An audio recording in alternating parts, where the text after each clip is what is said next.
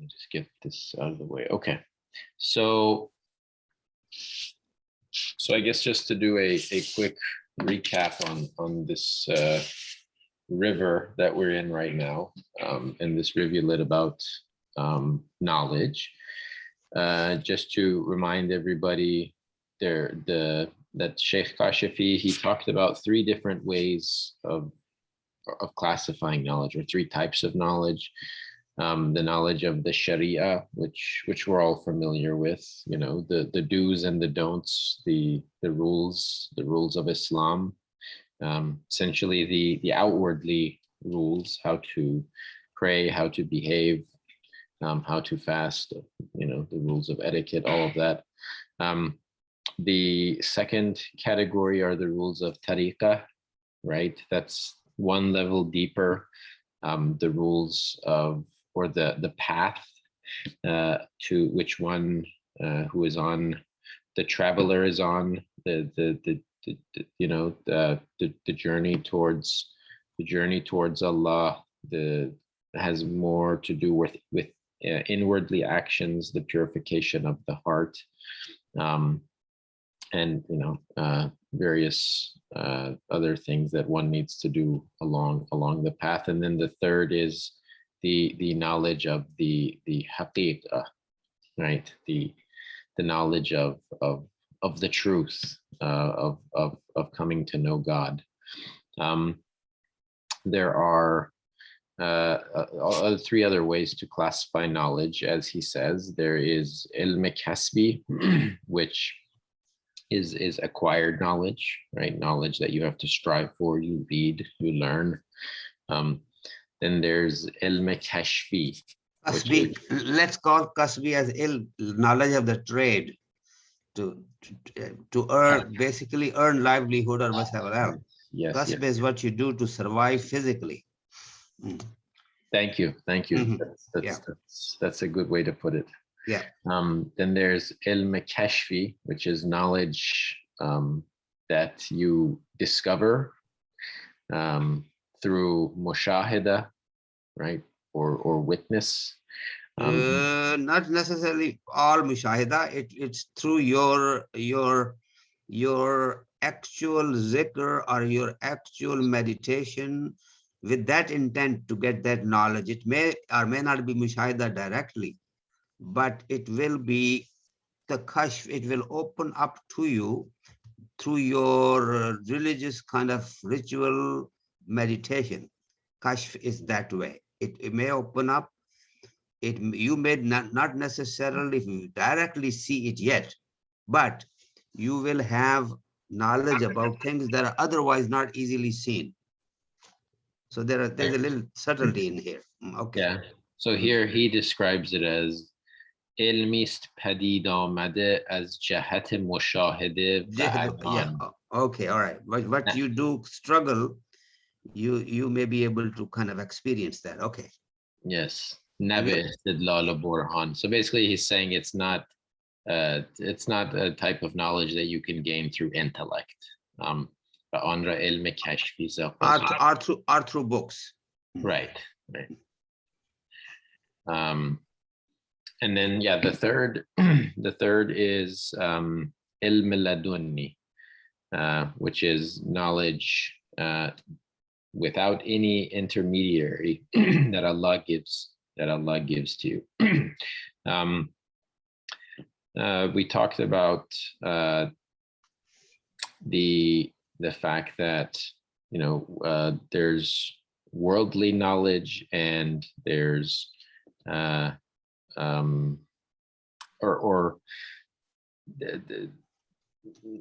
knowledge that is worldly and knowledge that is, you could say, not worldly, right? And each has a different value to it. What we talked about last week was the story, the hikayat of the man who traveled to India who was looking for the tree of life, the tree of eternal life. He searched the whole country, and the whole subcontinent, and everybody, wherever he would ask about it, people laughed at him until he reached, he almost gave up, and then he ran into a sage, and he asked the person, and then the person again laughed at him and told him that what you're looking for is actually knowledge. Some call it the tree, some call it the sun, some call it the cloud. But your mistake was that you looked for the outwardly form, or the shape or the face of it, surat, and you forgot the ma'ni, or the meaning. You abandoned that, and that's why you went on this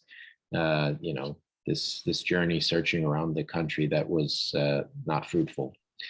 So today, in this chapter, he is talking about the following. He says, در بیان مذمت با کسانی که علوم رسمی را سرمایه جاه و منصب سازند. So in condemnation of the ones who use the official sciences, علوم رسمی, as an investment to reach jah wa mansab, who look for high title and status. Yeah, title and status. Thank you. و در آن حال از غایت بدگوهری لوای مکر و قدر برافرازند و در میدان هوای نفس و متابعت شیطان مرکم عمل ببازند. So he's saying, people who use this knowledge, who seek this knowledge for title and position, and have are people who are of bad nature, and who use this knowledge for evil means. And so let's hear it directly from the words of Mawlana Rumi himself. He says, بدگوهر را علم و فن آموختن دادن تیغی است در دست راهزن. So he's saying to teach, or to give knowledge and to teach to somebody who is ill-natured is like giving a knife to the hands of a highway bandit. Sword, more than knife, sword. Tir. So tir, we usually say tir for the word blade. So do you think so? Tir it could also apply to a sword. Sword is the exclusive word we use for tir in Urdu. Is that right? Yeah. But Rahzan would not use a knife; he would use a teg, sword anyway. That's Rumi's time. Teg is what they used to use at the That's time. a good point. Yeah, you're right. تیغ دادن در کف زنگی مست به که آید علم را ناکس به دست. Let me just read that again. So تیغ دادن در کف زنگی مست به که آید علم را ناکس به دست. So he's saying to give a sword to the hand of a drunken man is better than to give knowledge to an ill-willed person. علم و جاه و منصب و مال و قرآن علم it's actually not Quran, it's Quran. علم و جاه و منصب و مال و قرآن فتنه آمد در کف بدگوهران. They're saying knowledge, title, position, wealth, and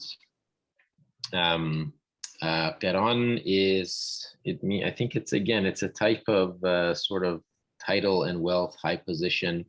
Fitna amad dar kaf bad goharan. So he's saying all of these things, when you give it to when you put it in the hands of ill-willed or ill-natured people, it becomes a fitna, right? It's a cause of fitna.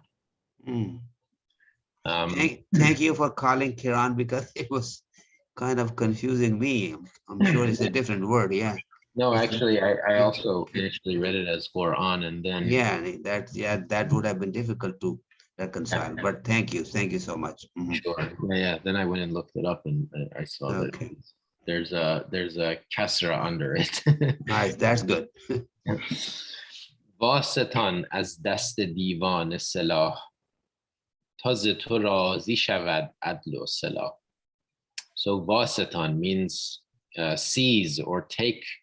Vasetan از دست دیوان سلاح. So take out of the hands, take the weapons out of the hand of the madman. The madman, yes. تا ز تو راضی شود عدل و صلاح. So that justice and peace will be satisfied with you. چون سلاحش هست و عقلش نی بیند، دست او را ورنه آرد صد گزند. So he's saying چون سلاحش هست, so because he has the weapon, و عقلش نی بیند, but his intellect does not see, دست او را برنه آرد صد گزند. From his hand, many stings or bites will come. آنچه منصب می کند با جاهلان، از فضیحت کی کند صد ارسلان. آنچه منصب می کند, so what position can do with those who are ignorant or those who are jahil, as فضیحت کی کند صد ارسلان. When will you see such destruction even from 100 lions? عیب او مخفی است چون آلت بیافت، مارش از سوراخ بر صحرا شتافت. Actually, let me read that again. So it's actually عیب او مخفی است چون آلت بیافت، مارش از سوراخ بر صحرا شتافت. So it's saying عیب او مخفی است. His defects are hidden. Thank you. His defects are hidden. I was looking for a good word for Abe, and yeah, defects is a good one. His defects are hidden, but when he gets the tools or the when he finds the tools, yes. When he finds the tools, Marash as surah, his snake will come out of the hole, bar sahra shetaf, and it'll go outside and rush outside. On the desert. Yes. جمله صحرا ما رو کژدم پر شود، چون که ناکس اهل حکم مر شود. جمله صحرا ما رو کژدم پر شود. So it's saying that all of the desert will become full of snakes and scorpions. چون که ناکس اهل حکم مر شود. So when the person who is nakas, right, when an ill-willed person gets absolute command, or when reaches a position of absolute authority. مال و منصب ناکسی آرد به دست، طالب رسوایی او خود بوده است. So he's saying when a nakis is somebody who is an ill-willed person, when he nakis would be incapable to receive whatever you are giving it. Yeah. Okay, good. Yeah, that he's not worthy of what he's getting. Thank you, thank you. So when such a person attains wealth and status, طالب رسوایی او خود بوده است. So he himself will become the cause of his ruswai, which means his his own bad name, you know, his own embarrassment or his own bad name. Yeah, he'll get a bad name from it. Yeah. So he himself is going to be the cause of that. Yeah. حکم چون در دست گمراهی فتاد جاه پندارید و در چاهی فتاد. So when حکم when حکم or when power falls into the hand of somebody who is misguided, jah who is off track, thank you, somebody who is off track, jah pendarid va dar chahi fetad. So he thinks that he's reached a high position, but instead he's fallen into a pit, a hole, a pit. Jah and Chah. Jah is status, Chah is a pit. So he used those two words just to rhyme beautifully. Beautiful, yeah.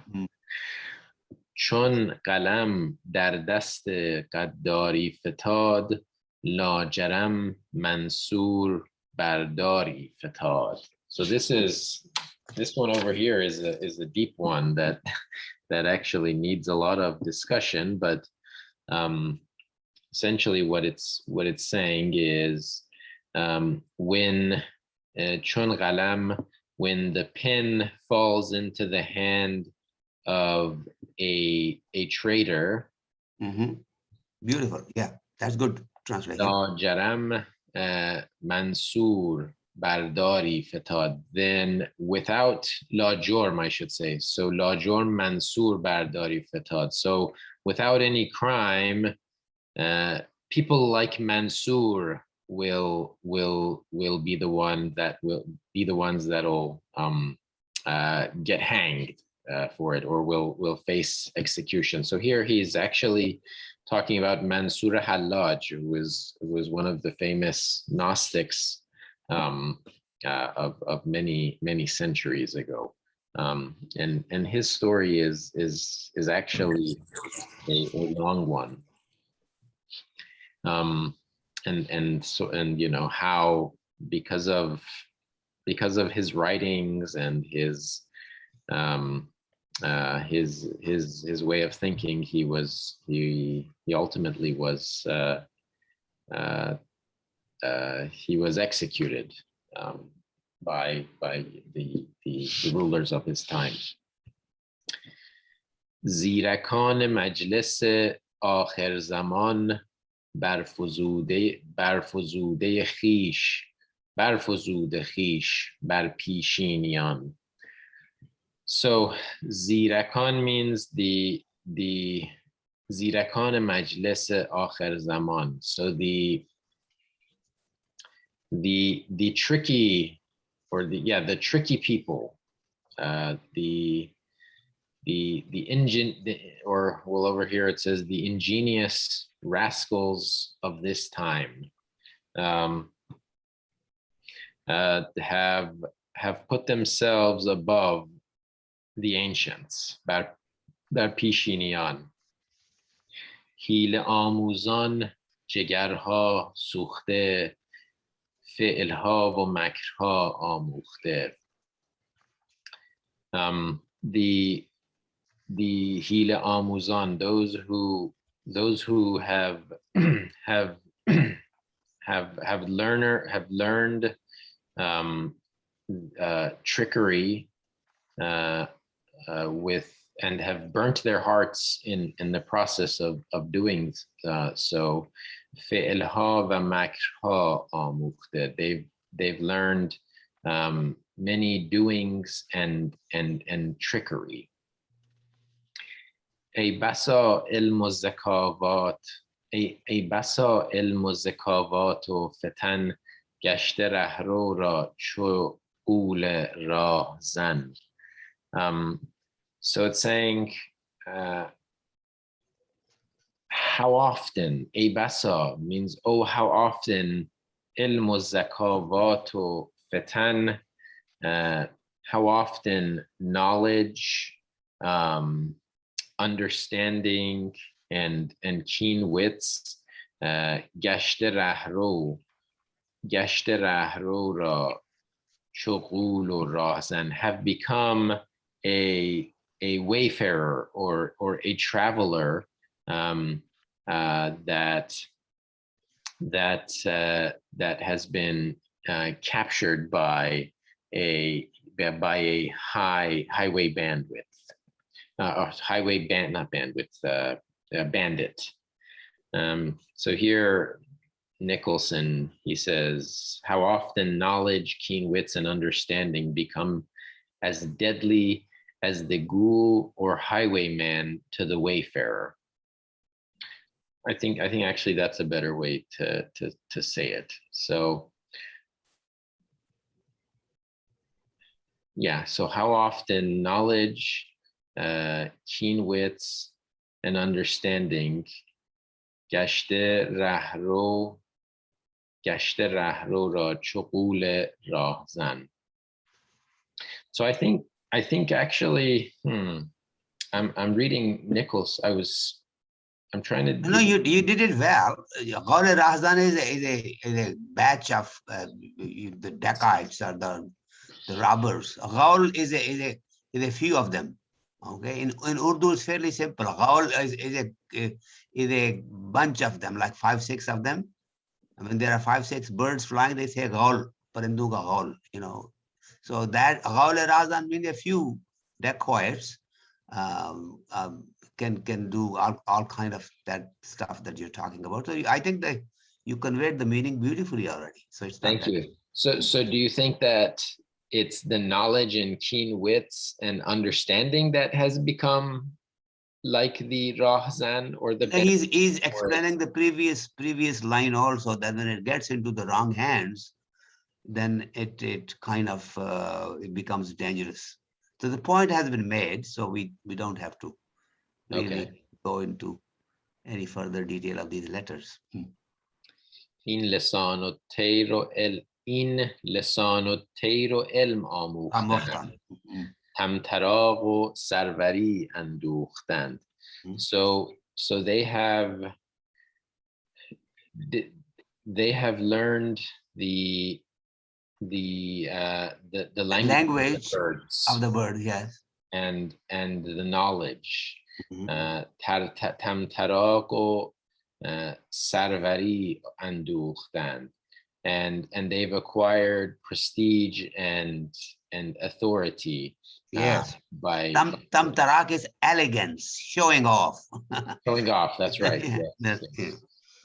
Yeah. So صورت آواز مرغ است این کلام، غافل است از حال مرغان مرد خام. So he's saying this is just the face of imitation of the language of the birds.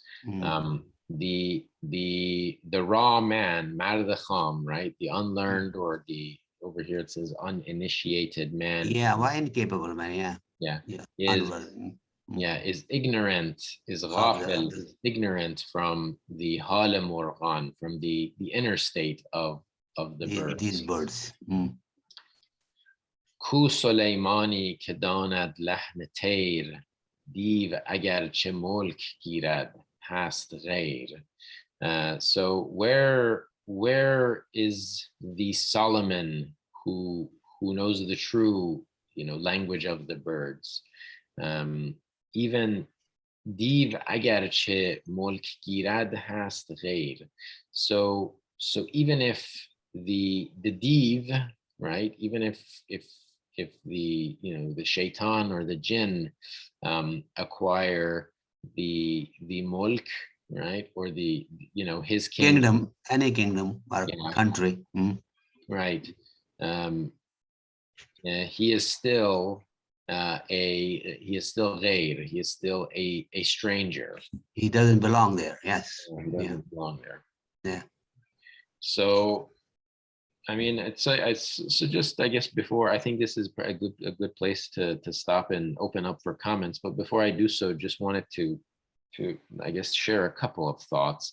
Please. So, so over here, it's talking partially about, saying, okay, don't give knowledge, don't give this type of knowledge to those people who are, posers, or those who are ignorant or are going to misuse it in the wrong way. But in Farsi, we have an expression. We say, "Bedar bedar miguyad ke divar beshnavad." So it means, you tell the door so that the wall hears. So I think the lesson that this has for us as seekers is to make sure when we try to acquire knowledge that we go to it with the right intention, and not to use it for worldly means, for attaining fame, or for getting praise from our peers, or for monetary compensation, or anything like that, to make sure our intentions are truly pure. I guess the other just short comment that I want to make is, a couple of these couplets kind of remind me of the days that we're going through right now. Historically, we just passed the day of Ashura, which has significance in many ways. I know it's the day where the grandson of the Prophet was martyred by the army of Yazid. Also, a day of mustahab fasting, and so when I read some of this, I think of some of the caliphs of the time that Imam Hussein had dealt with, namely Yazid, and this particular line over here kind of reminds me. He says, "Mal o mansab na kesi arad be dast, talab ruswayi o khud bude ast. Hukm chun dar dast gumrahi fetad, jah pendarid va dar chahi uftad." So it's saying, when wealth and high position gets into the hands of somebody who doesn't deserve it, he himself becomes the cause of his own embarrassment. When rule and authority goes into the hands of one who is misguided, he thinks he has reached a high position, but instead he falls into a pit. And the story of Yazid kind of reminds me of that, and the way he acted recklessly and ultimately resulted by killing the grandson of the Prophet, ultimately resulted in his own downfall. So I'll maybe stop there and open it up to others. Okay, let me just before somebody else says that, I just want to make sure, this point, that the reference that you just made to Yazid, his actions, versus what this particular topic are two different things, and I'll expand on it a little bit later on. Okay, this is a knowledge that is gnosis, that is knowing Allah subhanahu wa ta'ala, and this knowledge is supposed to be given to people that actually have the right intentions and are ready for it. I agree with that. Yeah, let me agree. elaborate it a little bit more. You see, in Jewish religion, they preceded us, and when they came into this spirituality, right after Moses' time, they kept it hidden for centuries, because the clergy, the people up there who had that knowledge, were so scared that if it goes to the public and people that are unworthy, if they receive it, they will destroy it. So for centuries, they did not teach spirituality except one by one from one heart to the other. That's called Kabbalah. It was only recently, but a couple of centuries ago, that somebody actually wrote that book and opened it up to other people. Even an ordinary Jew can read that book now. Prior to that, they absolutely were denied access to it. Now, this is just the depth I'm just giving you so that you understand that they were guarding that so well that they didn't want it to go into the hands of people that are undeserving of it. So it's a kind of subtle difference between Yazid's activity, which was basically governance and other things that came into being, which are humanly things to do, worldly things, versus this was the divine knowledge that is secret, and it should belong only because it has tremendous power, that it should go to the people that are truly deserving of it. Sorry about that, but No, I absolutely agree with that. I think overall, the overall verses is talking about knowledge and Gnostics, as you mentioned.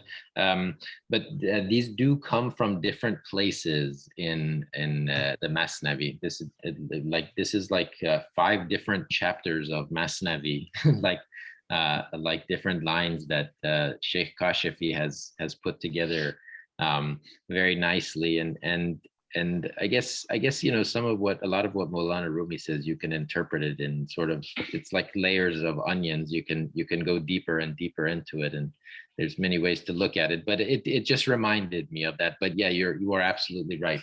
No, I wanted to make that point because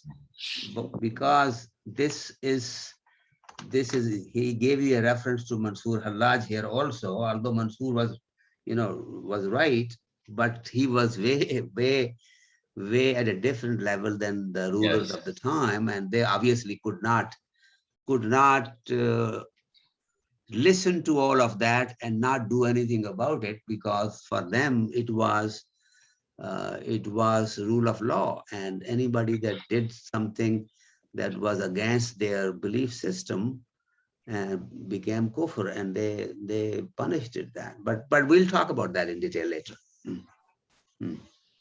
Yeah, there's also a hikayat associated with at least part of these couplets, which I guess maybe after maybe hearing other people's comments, maybe if there's time we can bring that up too. Okay, sounds good. Selamun Aleyküm. Walaikum Greetings assalam. from Istanbul. Selamun Aleyküm, brothers. Here in this point, I want to notice the notification on Mansur in the text. When the pen of the authority is in the hand of a traitor, unquestionably Mansur is on a gibbet. As you know, Mansur has invited Ibn Azam Ebu Hanife, Imam Azam Ebu Hanife, for the head of all the judges in the Islamic Caliphate, and Imam Azam had rejected this, refused this, because of not providing legitimacy to the Caliphate of Mansur and to legitimacy to the what Mansur is doing actually under his Caliphate. So I think that this attitude of Ibn Haldun, not Ibn Haldun, Abu Hanifa, is also should be reminded here. So even if his knowledge level is the highest in the region in terms of making tawils, making inferences from the Sharia, he didn't want to join to the government of the Mansur. So I think that Jalaluddin Rumi is also referring to this story when mentioning to which purposes knowledge should serve. I wanted to say this. So the ingenious rascals of this time have put themselves above ancients. The apt learners of cunning have burned their hearts in study and have learned feints and tricks. So how often have knowledge, keen wits, understandings become as deadly as gold? or highwaymen to wayfarers.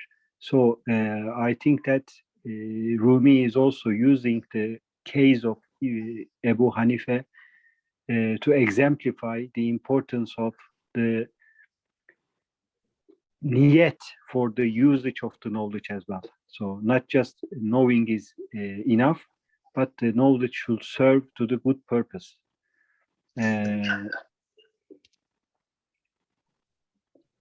That's what I want to say. That's interesting.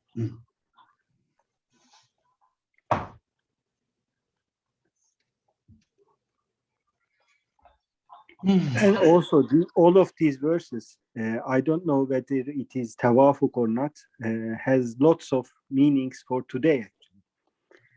Yes, I agree. Yeah, today, seeing the facts taking place in all over the Islamic Ummah, these have important ramifications for the Islamic community today. For which purpose the knowledge of Sharia is used, you know. What can Sharia be under the power of crazy people, actually? Yes. You know? Yeah, you're right, Brother Nahat.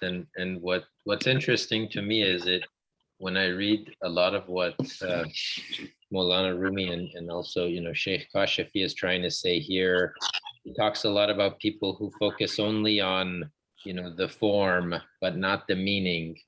It seems like the problems we have now were also a problem then. And we're not the first people to see this. This is, I think, a century old problem. Good. You can see we have Sister Hala is here, Sister Shruti. I think Brother Amir or is maybe. No, that's me. Amir is not here. I'm using his phone. And then I Yes. No, I am here in the car, but I came in late, so. Oh, I you won't be are? able to Okay. comment. Yeah. Oh, good. Yes. I saw two Amirs, so I thought There you go. There- one of them is the real one. That's right. But I as I said, I joined late, so I won't make any comments. I'll just listen, inshallah. Sure. I see Fabiha also, a new friend joining. If you'd like to share thoughts or anybody. Well, then how much time we have left? Let's see. 7:22. Okay. All right. Let me make some opening comments that I wanted to do at the beginning. But I'm glad that we went over this and we completed at least this particular section. Now, knowledge overall, all knowledge belongs to Allah subhanahu wa ta'ala. Point number one. Point number two, regardless of how much knowledge we receive as humans, we will never have any amount considered to be sufficient to be able to say anything or with authority or deny anything that has been given or portrayed as a divine decree or knowledge.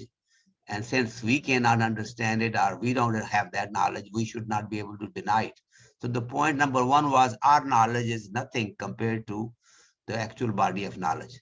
Point number two, there may be statements out there that we do not understand. If they come from a higher authority, we should first accept those as to be true and then try to see how we can access to it and get to that point where we understand that. In other words, Iman bil ghaib is important here rather than denying it. The approach would be, okay, if Allah subhanahu wa ta'ala is there, I believe he's there. Now, let us see how we can get to perceive that being within us. That's point number two. And point number three is there will always be people that may be much higher than us in a certain way of knowledge, although in other areas of knowledge, they may have nothing, no knowledge or zero or a little knowledge at all, or much less than us proven. That does not mean that that applies across the board for them. In other words, they may be good in science, you may be good in chemistry. Allah may have given you good knowledge in a little something, but another person who may not have a college degree may have been given knowledge directly that is much higher than yours. Consider now the story of Khizr alayhi salam and Moses. So that's the point number 3 I wanted to make. And number 4 point about knowledge is that there is definitely a reason to keep the good knowledge or knowledge of belief from unworthy people. Now, this is the point that we made today.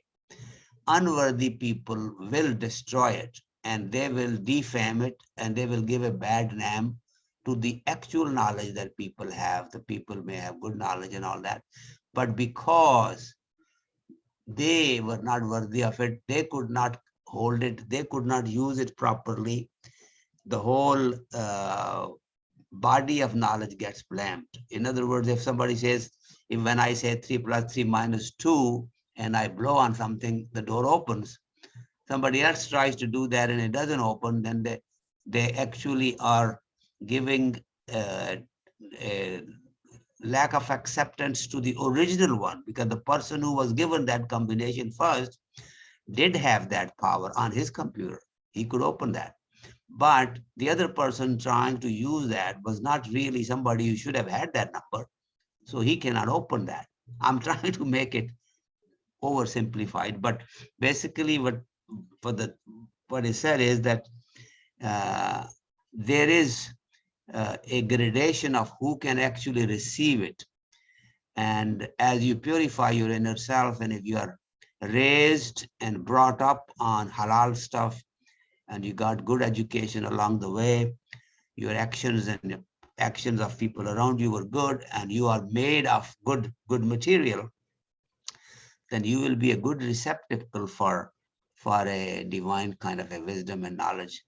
But if you think that simply because you know the Grand Master and you know the person who's teaching, and you are a man with money and stuff, that you can probably buy into that thing, it is forbidden almost. That person like that should not have that knowledge, because they are not worthy of receiving it.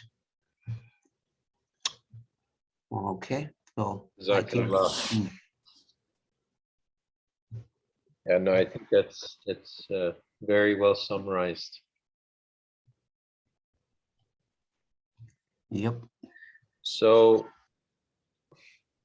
I guess it's about 7:30 right now. If you'd like, maybe could be a good time to conclude. Can you somebody give a full story of Mansur Hallaj? What happened? Why was he persecuted? Or you want me to do it? If please, by all means, if you probably know the details better than I do. No, I really don't know that much of detail, but the oversimplification is that he had become so much close to Allah subhanahu wa ta'ala. He had become almost like, let me use the word kamil kind of a thing. He had gone through the stages of purification to the point where he started to perceive the truth within himself. He became one with God, fana fillah. And then he started to perceive himself as part of the ocean. That drop became an ocean. Ocean was divine power. And he started to say, Anal Haq, I am the truth. I am the truth. Anal Haq. And when you say that, means you are God, that is heresy. That is kufr. And that's why he was punished. Although what he was saying is what he was perceiving, and he didn't mean anything that I have the same power as God does. What he meant was that God's power is now my power, and which is truly Islamic. There's nothing un-Islamic about that. However, you are not supposed to say that out loud. In Urdu, we say "Baat to sachi magar." कहने के ये लायक न थी, यानी this was the truth, but this was not something to be announced to everybody. And for that, he was tried, and the caliph of the time, Khalifa, or whosoever the spiritual leaders were, they had to punish him, and they actually punished him physically very badly. He was made into an example for others so that they don't do it. So they actually took his skin off when he was still, alive, so to speak. So it was a lynching kind of a thing, but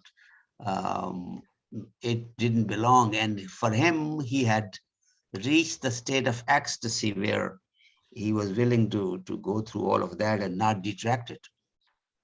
So that is the story of Mansoor. There is another Mansoor that is in Pakistan, but that is a different one. The story of Hallaj is for a different time era. But basically, when he started to say Anal Haq, he was tried in Islamic Sharia court, and for that he was martyred. Sorry, sir.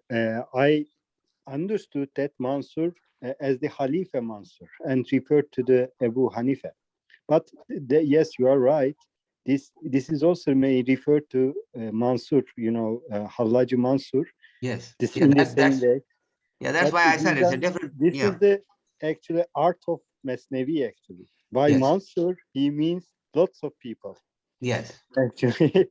Good. I'm art. glad you brought it out. Yes. Beautiful. But as you remember, Beyazıt Bistami told that after the hanging of Mansur, Hallaj Mansur, Beyazıt Bistami told that if he had visited us, he won't tell that word in this way, in that way, because that word has the political implications. And the political implications of creating fitna. Yeah. Mansour will be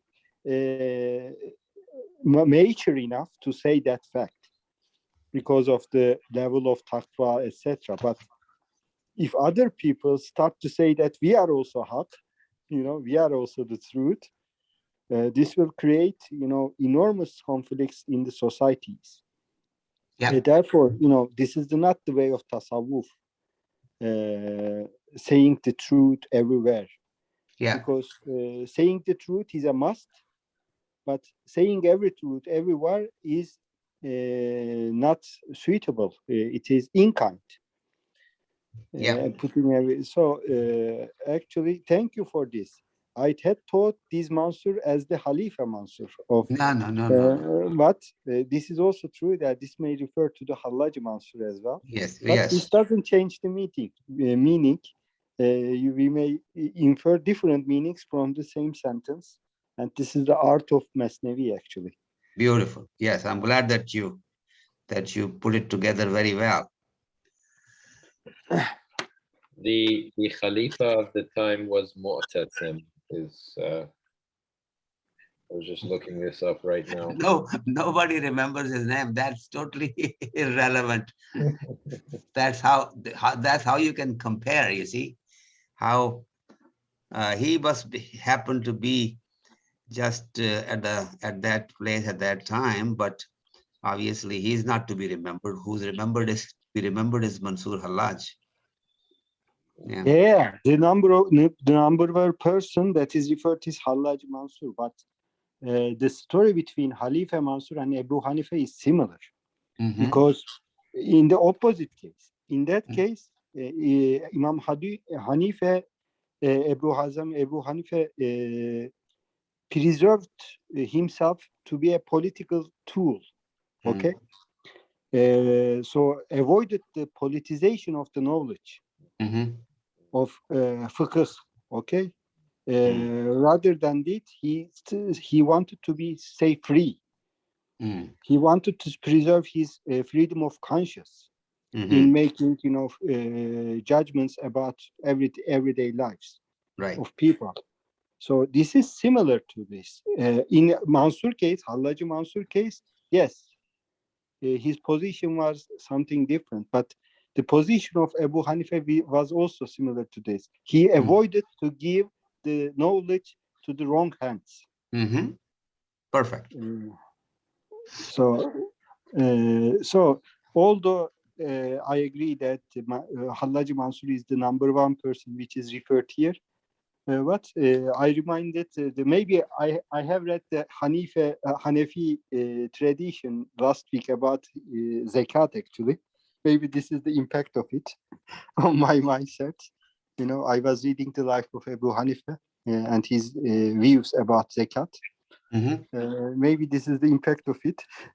It is not controversial, but I think it's a supporting evidence. Good. MashaAllah. We learned a lot today. So actually, just maybe to add one thing related to Mansur, I have a book right now called Tazkiratul Awliya. Yes. Remember Beautiful book. Yeah. By Nayshaburi. And I'm looking at the chapter about Hallaj.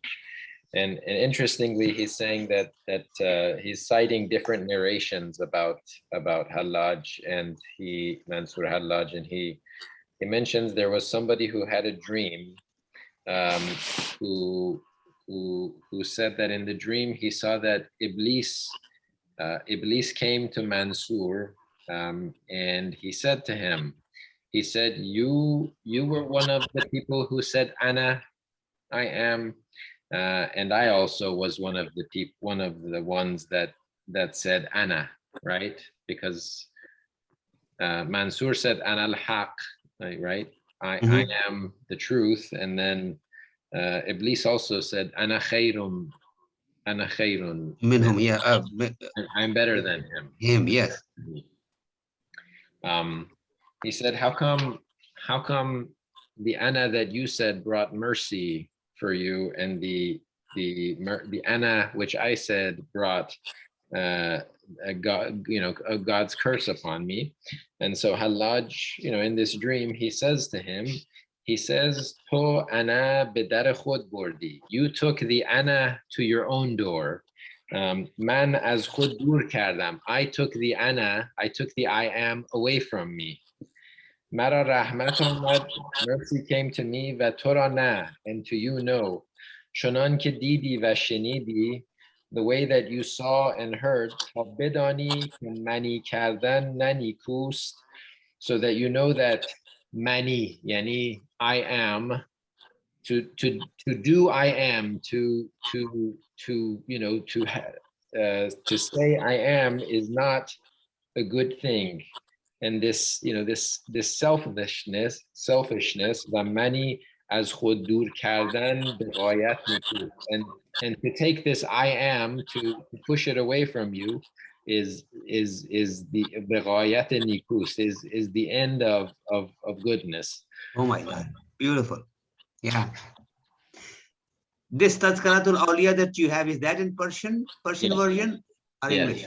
Oh, Persian. Persian. Oh, okay. That's a beautiful book, by the way. I haven't read it. I've excerpts in English I read here and there, but references to it I have been hearing from people. Tazkaratul Awliya. There must be a treasure of information in there. It is.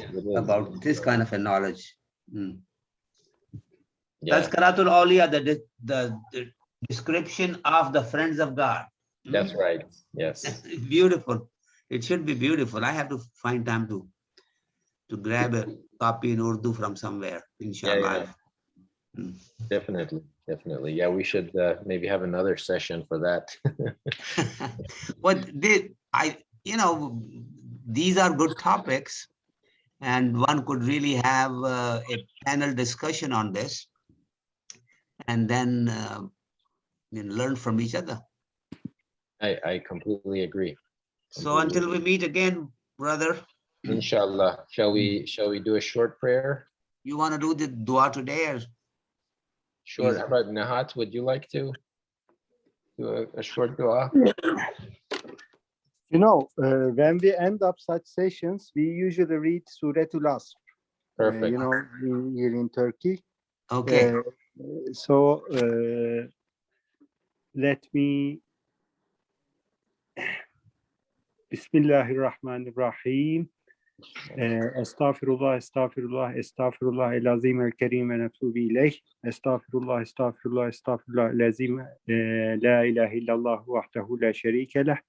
Estağfirullah, estağfirullah, estağfirullah el-azim el-kerim ve netubu ileyh.